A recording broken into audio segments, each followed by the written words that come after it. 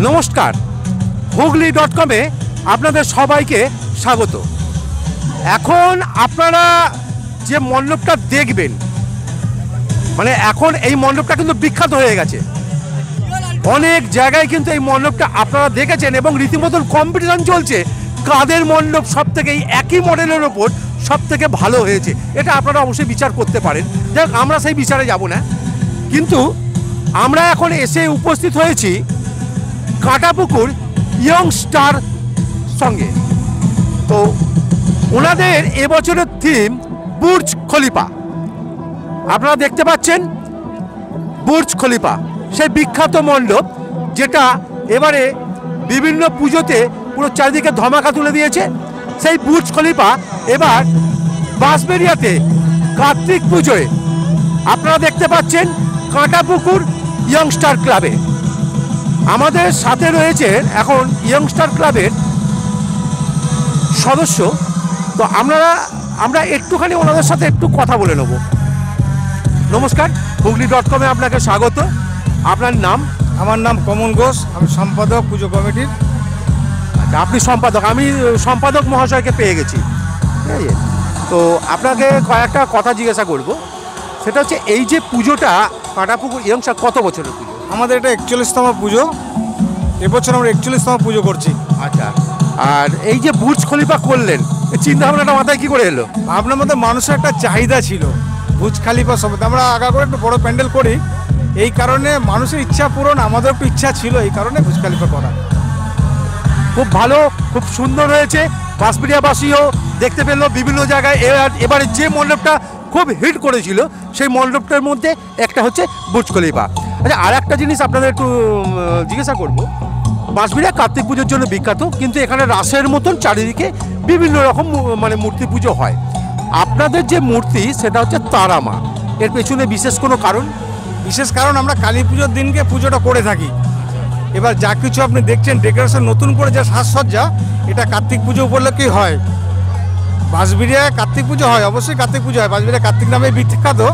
যদিও আমরা কালী পুজোর দিনকে পুজোটা মায়ের শেষ করে রাখি।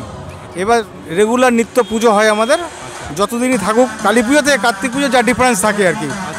তো আমরা মানে তারাপীঠের সিস্টেমে আমাদের পুজোটা হয়। মানে আপনি এখন ধরে নিতে পারেন আপনি বর্তমানে তারাপীঠে আছেন। এবং সপ্তাহে 3 দিন আমরা মায়ের ভোগ দিয়ে মাকে পুজো, এরকম তারাপীঠের পুজো হয়, সেই হিসেবে আমরা চেষ্টা করি পুজো করার। সপ্তাহে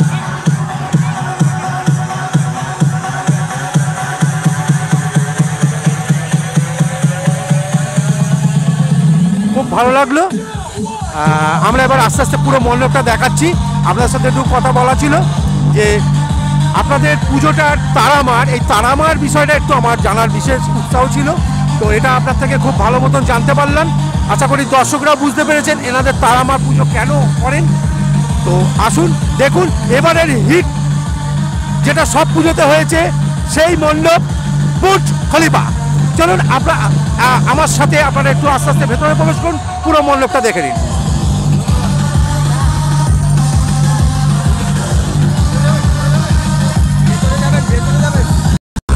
আস্তে আস্তে সেই বিখ্যাত বুর্জ খলিফা সেই মণ্ডপের দিকে আমরা প্রবেশ করছি।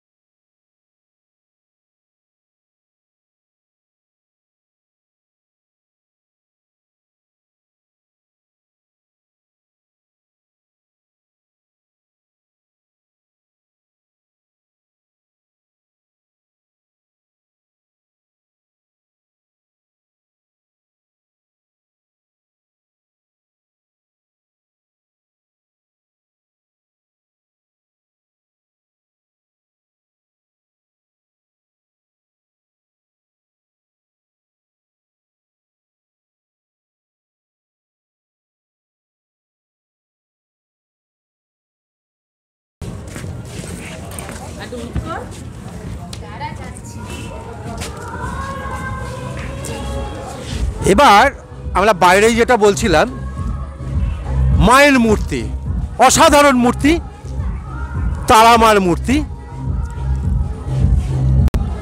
মনোমুগ্ধকর মূর্তি।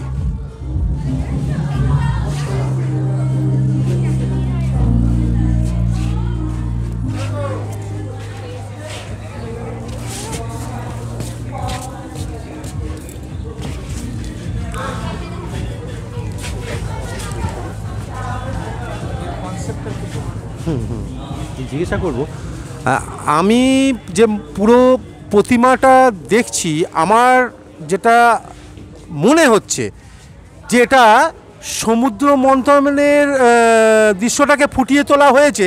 তবুও আমি একটু ক্লাব কর্মকর্তাদের সাথে কথা বলে নেব, এই প্রতিমার ব্যাখ্যাটা আমি একটু জেনে নেওয়ার চেষ্টা করব। এটা আমাদের সমুদ্র মন্থন হচ্ছে এই বছরের। তার মানে আমি কিছুটা আইডিয়া একদম আপনি ঠিকই ধরেছেন। আচ্ছা, তো এখন যেটা হলো মানে দেবকুল একদিকে, উনি অসুরকুল একদিকে, তো ওই মন্থন উনি অসুর ওখানে পান করতে যাচ্ছে, তো উনি যদি পান করে দেয় অসুরকুল তো আরও শক্তিশালী হয়ে যাবে। তখন ওই মুহূর্তে কি করছেন, নারায়ণ ঠাকুর যখন পাশে দেখাতে বলবো আপনাকে। হ্যাঁ, নারায়ণ ঠাকুর আমাদের পাশে আছে। যদি অসুরকুল যদি ওই অমৃত পান করে ফেলে তাহলে অসুরকুল প্রচুর শক্তিশালী হয়ে যাবে। তো এই কারণে নারায়ণ তখন হাতে দেখুন তার চক্র আছে, এই চক্র নারায়ণ ছাড়ছে।